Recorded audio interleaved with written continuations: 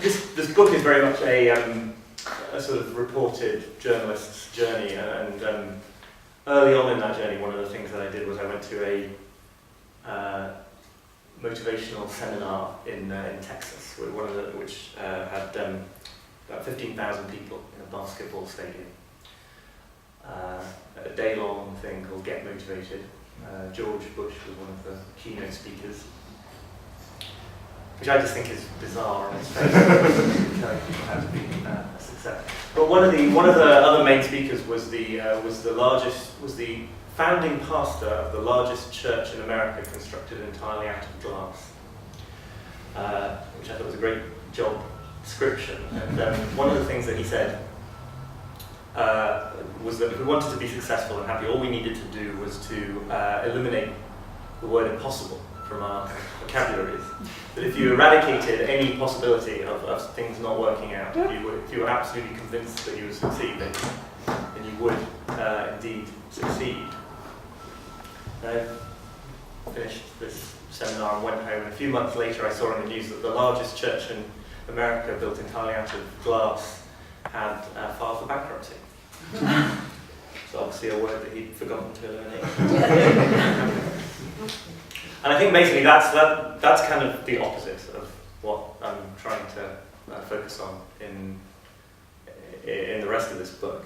I guess a good way to talk about it is to talk about a story that is in it, which isn't funny at all. Actually, it concerns what happened on Mount Everest in 1996. If you've read John Krakauer's book Into Thin Air, which is brilliant, he writes about what happened that year, which is that 8 climbers died in a 24-hour period on Mount Everest, and 15 in total in the course of that climbing season, which was a huge number for 1996, because by then, as now, the ascent of Everest is a completely known quantity, really. You can, if you've got the money and the time, you can pay professionals to take you to the top. And yet there was this extraordinary death toll, and the thing is that no one's ever really quite been able to say why it happened. What happened in short was there was basically a traffic jam, a couple of 100 feet from the summit. All of these climbers became bottlenecked, which meant that they were delayed, and that the timings that they had arranged to progress smoothly up and down the mountain were disrupted. Climbing protocol says that if you don't get to a certain stage by a certain time, you have to turn back. And yet what happened was that many of these very experienced climbers decided to push on anyway, and still nobody really has been able to explain why. But what I found out was that there was someone else in the area at that time, not on the mountain but in the foothills, who was a guy called Christopher Case, who was probably like the least likely person you would imagine would have anything to contribute to understanding the causes of an event like that, because he was a sort of burned out former stockbroker from Indiana. And he was on a hiking holiday in the foothills of the Himalayas, because he was sick of his job and he'd quit it and he needed to recharge his batteries, and he just thought he was coming for a break.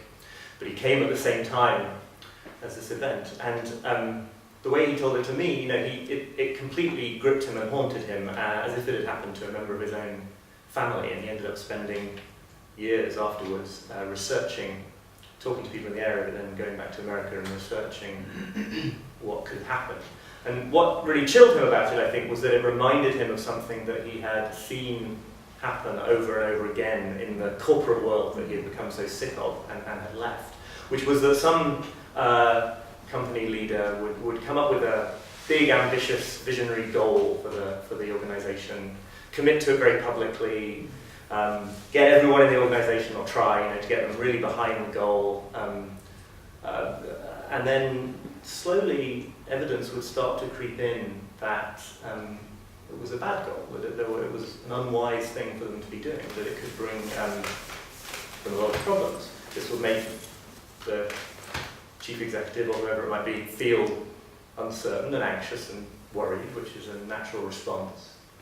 And then they would be so unwilling to have to feel those emotions that they would use that incoming information as a reason to commit even harder, even more strongly to the goal that that they were trying to pursue. So they would take this negative information, this information that suggested they shouldn't be doing it, and sort of transmute it into a reason why they should, and keep going, and then come to grief. So Christopher Case now is a expert in organisational sociology and psychology, and I think he really understands how incredibly annoying it is for mountaineers to hear him say, you know, here's a lesson from the world of business that can help you. Not come to grief on Everest. But the really interesting thing is that there is a lot of evidence that exactly the same pattern happens among climbers. There's an old study from 1963 where some American psychologists accompanied some climbers who were attempting to get to the top of Everest.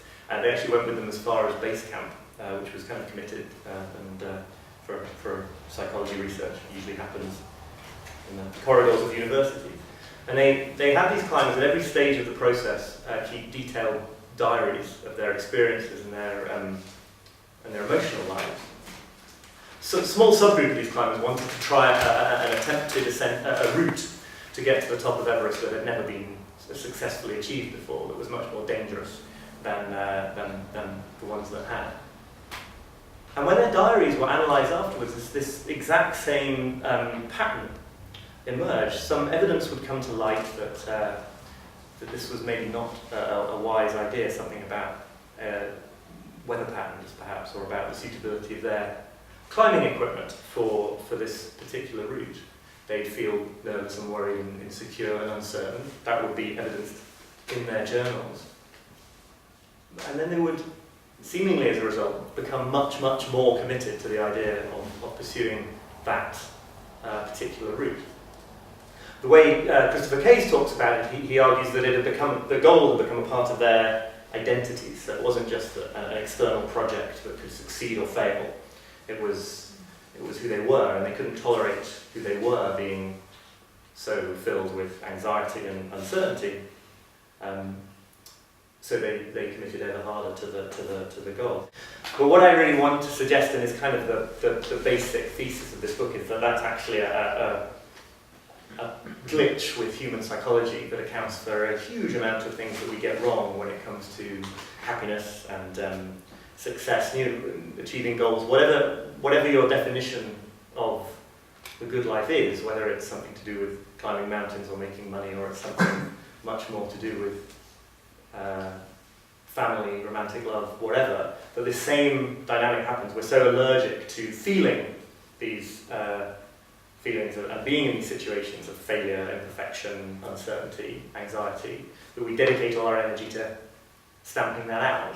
And in stamping it out, we end up bringing about the situations that we were seeking to avoid. But I suppose what I really want to suggest, and the motivating idea behind this book, is that we're all sort of caught in this problem that one of the philosophers I encountered called the cult of optimism, identifying happiness entirely with this kind of relentless focus on positivity, on stamping out negativity at all costs. There's a great quote that's attributed to Edith Wharton: "If only we'd stop trying so hard to be happy, we'd have a pretty good time."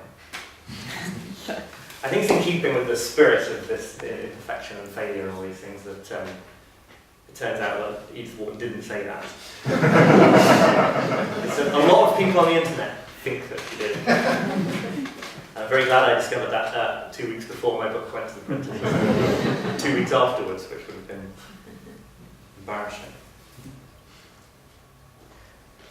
But the really exciting thing about this, I think, is that there is an alternative. And actually, when you look back through the history of psychology, philosophy, spirituality, and then you look at the sort of cutting-edge research today, you begin to see that this focus on positivity at all costs is very historically brief. You know, this year is the 60th anniversary of the publication of The Power of Positive Thinking by Norman Vincent Peale, one of the books that started it all. And actually, before that, and during that, and now after that, there's a thread running all the way through thinking about happiness that suggests that actually doing something else, something that I call the negative path to happiness in the book, is a better way, turning to confront or at least learn to accommodate these feelings of anxiety.